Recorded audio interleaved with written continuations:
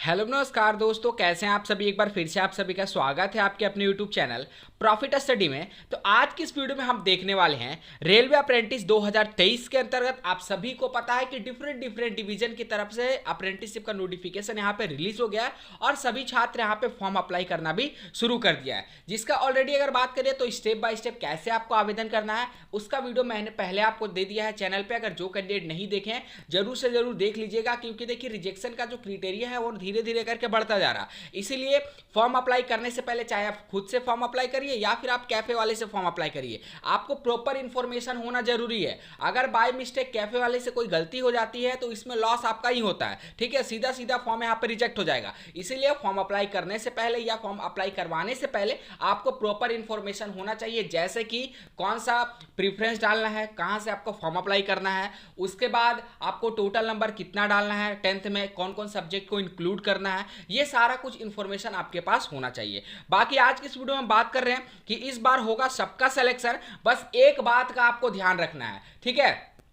और सबसे महत्वपूर्ण बात करें कि western railway, south western railway और नॉर्थ ईस्टर्न रेलवे में फॉर्म कहां से भरे, जिसका 60% है, 70% है, 80% है। बहुत सारे डिवीजन में अप्लाई करके देख चुके हैं, सिलेक्शन नहीं हो पा रहा। किसी का यहाँ पे लास्ट एज होने वाला है, ठीक है, किसी का एज यहाँ पे खत्म होने वाला है, तो अलग अलग यहाँ पे प्रॉब्लम देखने को मिल रहा। तो टेंशन मत लीजिए, आज की इस वीडियो में हम डिटेल से कवर करने वाले हैं कि आपका परसेंटेज वाइज और आपको वैकेंसी को किस नजरिए से देखकर फॉर्म अप्लाई करना है। ये सबसे महत्वपूर्ण जो टॉपिक है वो आज का इस वीडियो में रहेगा कि कैसे जो वैकेंसी है वो उसको लीड करना है, कैसे देखना है कि आपका कहाँ वैकेंसी कितनी है और कहाँ पे आपको फॉर्म अप्लाई करने से आपको सफलता मिल सकती है। तो चलिए वीडियो की शुरुआत करते हैं। उससे पहले जो लोग भी चैनल पर फर्स्ट टाइम आए, सब्सक्राइब नहीं किए, सब्सक्राइब करके बेल बटन को ऑन कर दीजिएगा ताकि रेलवे अप्रेंटिस का A to Z इंफॉर्मेशन आप सभी को मिलती रहे। डिस्क्रिप्शन में व्हाट्सएप ग्रुप, टेलीग्राम का लिंक मिलेगा, जरूर ज्वाइन कर लीजिएगा। छोटे मोटे अपडेट निरंतर आपको वहां पे देखने को मिलते रहते हैं। अब एक एक करके सभी डिवीजन के बारे में बात करेंगे। हालांकि वेस्टर्न रेलवे के ऊपर हमने पहले आपको वीडियो प्रोवाइड कर दिया था, फिर भी यहाँ पे कुछ स्टूडेंट का कहना है कि आपने वहां पे 5-6 डिवीजन के बारे में ही बताया, सारा डिवीजन के बारे में आप बता दीजिएगा तो हमारे लिए अच्छा रहेगा, ठीक है। हम सारे डिवीजन को कवर करेंगे, वेस्टर्न रेलवे का, साउथ वेस्टर्न और नॉर्थ ईस्टर्न का भी इसके साथ साथ यहाँ पे कवर करने वाले हैं। अगर यहाँ पे तीनों डिवीजन को अगर जोड़ के देखें तो अप्रॉक्स आपका यहाँ पे 6000 के 5.5 या 6000 के आसपास आपको भर्तियां देखने को मिलेगा, ठीक है।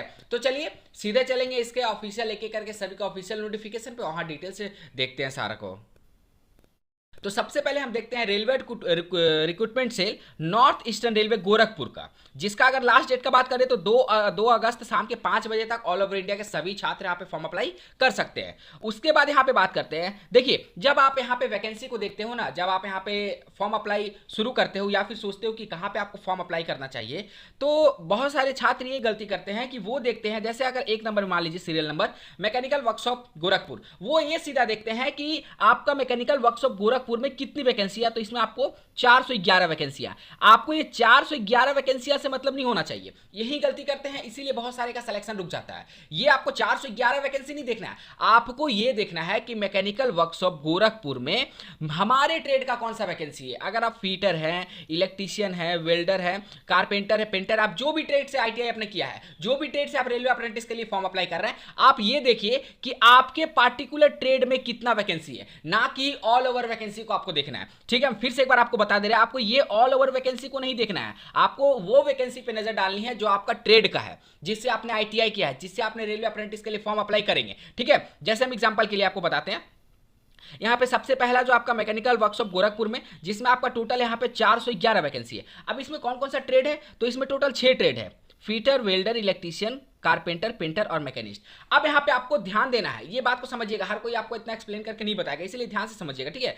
जैसे हम बात करते हैं फीटर का, तो फीटर में यहाँ कितना वैकेंसी है, तो 140 वैकेंसी है फीटर में, उस बात पे आपको ध्यान देना है। और अगर उससे भी आप क्लासिफाई करेंगे, ठीक है, तो आपका अगला नेक्स्ट स्टेप ये होना चाहिए कि आपका कैटेगरी में कितना वैकेंसी है। अगर आप OBC कैटेगरी से है तो देखिए 38 वैकेंसी है। अब सोचिए यहाँ पे सफर शुरू हुआ था मैकेनिकल वर्कशॉप गोरखपुर का 411 पोस्ट से, 411 पोस्ट से घटकर आपका हो गया, आपका ट्रेड में टोटल पोस्ट 140। अब 140 में अगर आप जैसे ही कैटेगरी में जंप किए तो कैटेगरी में ये कितना घटकर हो गया, मात्र 38 पोस्ट। तो मैं फिर से बोल रहा हूं कि इस पोस्ट को आपको नहीं देखना है, आपको देखना है आपका जो कैटेगरी है, जो ट्रेड है, उस पोस्ट पे आपको नजर डालना है। ठीक है, जल्दबाजी में नहीं कि आपका इसमें 411 पोस्ट है, अप्लाई कर दीजिए, सबसे ज्यादा पोस्ट है, ये गलती आपको नहीं करनी है। आपको अपना कैटेगरी, आपको अपना ट्रेड वाला सीट ही देखना है। ठीक है, चलिए, हालांकि अगर बात करें तो नॉर्थ ईस्टर्न रेलवे में जो है आपको प्रेफरेंस सिस्टम रखा गया है। ठीक है, कि मान लीजिए सबसे पहले आपने यहाँ पे मैकेनिकल वर्कशॉप गोरखपुर को दे दिया, सेकंड में आपको सिग्नल वर्कशॉप गोरखपुर कांड दे दिया, थर्ड में आप यहाँ पे अलग किसी को लखनऊ को दे दिए। तो ऐसे क्या होगा ना कि सिलेक्शन का चांसेस बढ़ता है। मान लीजिए आपका जो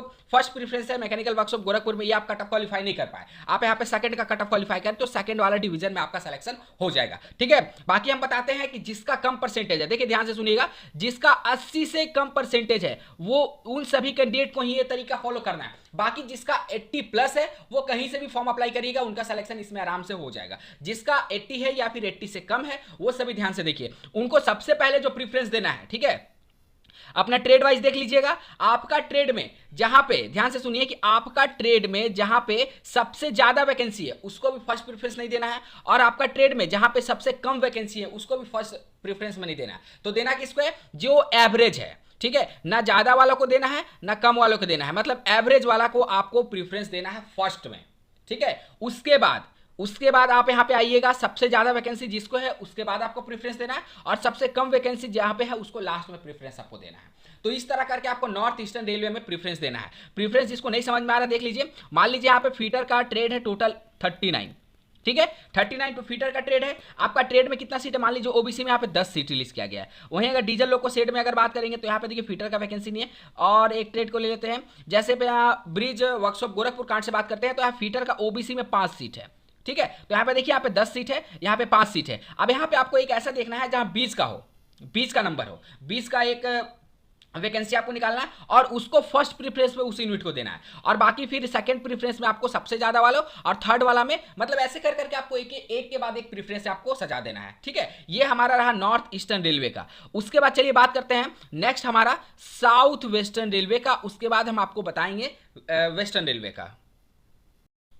अब इसको ध्यान से देखिए, अब इसमें अगर बात करेंगे south western railway second number का, तो लास्ट डेट के बारे में एक बार बता देंगे, 2 अगस्त रात के 12 बजे तक आप फॉर्म अप्लाई कर सकते हैं। इसमें अगर टोटल बात करेंगे तो 904 वैकेंसी निकाला गया है। इसका सिलेक्शन का तरीका थोड़ा सा अलग है। इसमें आपको जो भी क्राइटेरिया बोला गया है, जो राज्य वालों को बोला गया है, सबसे पहले उनको प्रीफरेंस दिया जाएगा। जब उनसे सीट बच जाएगा तो ऑल ओवर इंडिया के जितने भी छात्र हैं उन सभी को यहाँ पे प्रीफरेंस दिया जाएगा। टेंशन मत लीजिए, बहुत सारा सीट खाली रहेगा, आपका भी सिलेक्शन यहाँ पे आराम से होगा। ठीक है, जो अदर कैंडिडेट है।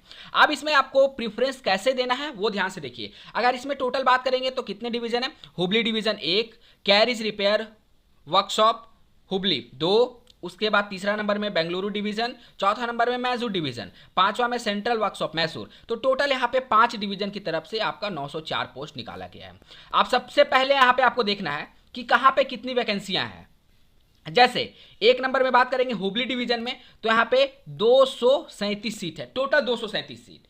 उसके बाद आपको अपना ट्रेड में जाना है। मान लीजिए आपका ट्रेड यहाँ पे है वेल्डर, तो वेल्डर में आपको देखना है कि टोटल कितना वैकेंसी है, तो मात्र आपको टोटल यहाँ पे 5 वैकेंसी शो हो रहा है। कितना? 5 वैकेंसी शो हो रहा है। ठीक है, नेक्स्ट यहाँ पे देखिए अदर डिवीजन को। अदर डिवीजन में वेल्डर का कितना वैकेंसी है? देखिए 32 वैकेंसी है। पहला में आपको 5, दूसरा में आपको 32 मिला। ठीक है, तीसरा डिवीजन देखिए बेंगलुरु डिवीजन। बेंगलुरु डिवीजन में अगर वेल्डर का बात करते हैं तो यहाँ पे 10 वैकेंसी है, 5, 32, 10। ठीक है, चौथा नंबर में बात करते हैं मैसूर डिवीजन से, तो यहाँ पे वेल्डर ट्रेड है या नहीं है, पर यहाँ पे मात्र 2 ही वैकेंसी है। ठीक है, उसके बाद यहाँ पे बात करते हैं सेंट्रल वर्कशॉप। सेंट्रल वर्कशॉप में वेल्डर का कितना सीट है? तो यहाँ पे 6 सीट है। ठीक है, तो यहाँ पे एवरेज एक निकालना है। सबसे ज्यादा आपका कहाँ पे हुआ? 32। ठीक है, और सबसे कम आपका यहाँ पे हुआ 2 सीट। 2 के बाद अगर यहाँ पे देखेंगे तो वेल्डर का आपका आता है 10 सीट। 10 के बाद अगर वेल्डर का देखेंगे तो आपका आता है 32 सीट। ठीक है, 32 के बाद देखेंगे तो यहाँ पे 5 सीट आता है। तो सबसे ज्यादा आपका हाईएस्ट हो गया 32। ठीक है, और सबसे आपका लोएस्ट हो गया 2 सीट। अब आपको इसमें ये देखना है कि इसका एवरेज आपको निकालना है, मतलब एक मिडिल का एक वैकेंसी निकालना है और उस पर आपको सबसे पहले फॉर्म अप्लाई करना है। जैसे इसका 20 का जो मिडिल का एक वैकेंसी लेते हैं, जैसे आपका मान लीजिए कि 10 वैकेंसी है, या आपका मिडिल का एक वैकेंसी है, ना ही आपको 32 वाले पे फॉर्म अप्लाई करना है, ना ही आपको 2 वैकेंसी वाले पे फॉर्म अप्लाई करना है। फॉर्म अप्लाई आपको कहाँ करना है? जहाँ पे 10 वैकेंसी है। ठीक है, क्योंकि 80 to 90% जो कैंडिडेट है वो आपको 32 वैकेंसी पे ही फॉर्म अप्लाई करेंगे, और यहाँ पे 10 से 5% कैंडिडेट जो बचेंगे वो आपको 2 वैकेंसी पर फॉर्म अप्लाई करेंगे। पर ये जो 10 वैकेंसी है उसमें एवरेज मान के चलिए कि 20 से 30% छात्र यहाँ पे 10 वैकेंसी पर फॉर्म अप्लाई करेंगे। इसीलिए आपको सबसे पहले एवरेज वाले वैकेंसी को लेना है, ठीक है। एवरेज वाले वैकेंसी पे सबसे पहले आपको फॉर्म अप्लाई करना है। जैसा हमने यहाँ पे वेल्डर का बताया उसी तरह आपको यहाँ पे फिटर, इलेक्ट्रीशियन, कारपेंटर, पेंटर जो भी आपका ट्रेड हो वो ट्रेड आपको देखकर और इस सिस्टम को अपनाते हुए आपको फॉर्म अप्लाई करना है ताकि आपका सिलेक्शन यहाँ पे आराम से हो सके, ठीक है। ये हो गया पहला तरीका। और अगर दूसरा तरीका देखेंगे तो जिसका कम परसेंटेज है, मैं आपको यहाँ पे बता देते हैं कि कहाँ से आपको फॉर्म अप्लाई करना चाहिए। यहाँ पे देखिए बात करेंगे तो आपको बेंगलुरु डिवीजन से आप कोई भी ट्रेड्स हैं वो 80 के नीचे अगर बन रहा तो फॉर्म अप्लाई करिएगा। पर जो पहला तरीका बताएं उसको फॉलो करते हुए, ठीक है। बेंगलुरु डिवीजन को फर्स्ट प्रेफरेंस देना है। दूसरा में यहाँ पे बात करना है मैसूर के बारे में, ठीक है। मैसूर में दूसरा नंबर में बात करना है। तीसरा में सेंट्रल को नहीं लेना है, ठीक है। तीसरा नंबर में अगर हम बात करते हैं तो यहाँ पे कैरिज और वैगन रिपेयर शॉप हुबली को ले लेना है। और चौथा में सेंट्रल और पांचवा नंबर में आपका हुबली डिवीजन। इस तरह करके आपको SWR 904 पोस्ट के लिए आवेदन करना है। आई थिंक आप सभी अच्छे से समझ गए होंगे। अब यहाँ पे बात करते हैं लास्ट हमारा वेस्टर्न रेलवे के बारे में। अब देखिए वेस्टर्न रेलवे के बारे में बात करते हैं तो चलिए सबसे पहले यहाँ पे दिखा देते हैं आपको। सेम वही प्रोसेस करके आपको यहाँ पे भी फॉर्म अप्लाई करना है, ठीक है। सेम प्रोसेस को फॉलो करते हुए ये नहीं देखना है कि आपको कितना वैकेंसी है, आपको इस बात पे जोर देना है कि आप जिस भी डिवीजन से फॉर्म अप्लाई करना चाहते हैं उसमें आपका ट्रेड का कितना वैकेंसी है, ठीक है। मान लीजिए जैसे बीसीटी में हम लेते हैं, ठीक है। तो बीसीटी में भी आपको देखिए यहाँ पे छोटे छोटे डिपार्टमेंट है, जैसे mechanical department, electrical department, mechanical department fitter का आपका यहाँ पे टोटल 140 सीट हो गया, इस तरह करके। तो आपको देखना है, ठीक है। मैं क्या कि बीसीटी डिवीजन में, बीसीटी मुंबई में टोटल अगर यहाँ पे हम बात करेंगे तो आपका 745 सीट है। पर आपको इस 745 सीट को नहीं देखना है, आपको देखना है कि आप जो भी आपका ट्रेड है वहां पे आपको फॉर्म अप्लाई अगर आप करना चाहते हैं तो आपका ट्रेड में सबसे ज्यादा सबसे कम वैकेंसी और एवरेज वाला वैकेंसी को एनालिसिस करते हुए आपको फॉर्म अप्लाई करना है, ठीक है। बाकी जिसका कम है उसके लिए हम यहाँ पे बता देना चाहते हैं कि कहाँ कहाँ आप सभी यहाँ पे अच्छा अपॉर्चुनिटी आपको मिल सकता है, सिलेक्शन आराम से आपका हो सकता है। जैसे यहाँ पे देखिए हेड क्वार्टर ऑफिस में बात करेंगे तो इसमें भी आपका चल सकता है, एसएनटी डिपार्टमेंट में कर सकते हैं, और एसबीआई बात करें सिग्नल वर्कशॉप में भी आप कर सकते हैं, ठीक है। चलिए नेक्स्ट यहाँ पे बात करते हैं पीआरटीएन वर्कशॉप में भी कर सकते हैं, और यहाँ पे देखते हैं दाहोद वर्कशॉप में भी कर सकते हैं। इन सभी में कट ऑफ हमेशा कम जाता है, ठीक है। और भावनगर वर्कशॉप में भी आपका कर सकते हैं, महालक्ष्मी वर्कशॉप में भी आप कर सकते हैं, इन सभी में कट ऑफ कम जाता है। इस तरह करके आप यहाँ पे एक एक डिवीजन को सेलेक्ट करिएगा, एनालिसिस करिएगा, हड़बड़ा कर फॉर्म अप्लाई मत करिएगा, नहीं तो रिजेक्ट हो सकता है, बाहर भी हो सकते हैं। इसलिए थोड़ा सा एनालिसिस करिए, 1-2 दिन समय लग जाए कोई बात नहीं, क्योंकि एनालिसिस करने के बाद अगर फॉर्म अप्लाई होता है तो सिलेक्शन का चांस पिछले फॉर्म के मुकाबले यहाँ पे ज्यादा होता है, ठीक है। तो चलिए आज के लिए इतना ही। बाकी आप अगर किसी अन्य टॉपिक पर वीडियो चाहते हैं तो आप हमें कमेंट बॉक्स में कमेंट करके जरूर बताइएगा। आपको मिलेंगे शाम में आज, क्योंकि आप सभी को पता है कि संडे है और संडे को हम हर संडे को डाउट सेशन यहाँ पे कवर करते हैं, ठीक है। थोड़ी देर बाद आपको कम्युनिटी पोस्ट में भी यहाँ पे पोस्ट मिल जाएगा। जो भी आपका सवाल होगा कम्युनिटी पोस्ट में के माध्यम से कमेंट में जरूर बताइएगा ताकि आपके सवाल को हम यहाँ पे पिक कर सके। चलिए चैनल पर अगर फर्स्ट टाइम है सब्सक्राइब नहीं किया कर लीजिएगा ताकि पल पल का अपडेट आप सभी को मिलती रहे। फिर से मिलेगा आपसे नई भर्ती नई जानकारी के साथ, अब तक के लिए जय हिंद जय भारत।